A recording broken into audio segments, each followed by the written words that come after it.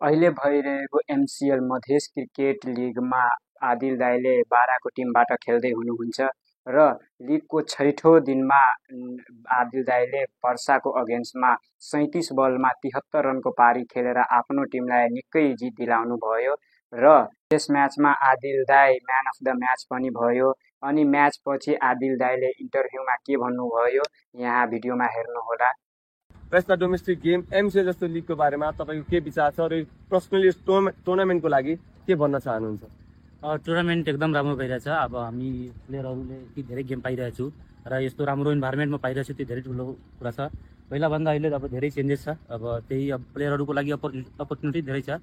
अब पहिला के थियो कि गेम कम पाउँथ्यो प्लेयरहरू, तर अहिले गेम पाएर सबजना एकदम खुसी छ। अनि पर्फर्म गर्ने मौका चाहिँ अलिक धेरै पाएको छु, त्यसमा खुसी छ। पर्सनली एमसिएल यो जुन गेम छ यसको बारेमा केही भन्नुपर्ने हो भने? एमसिएल एकदम अमेजिङ भइरहेछ। अब एकदम बवाल टुर्नामेन्ट छ, यसको बारेमा जति भने कम हुन्छ। अब त्यही छ, एकदम राम्रो भइरहेछ।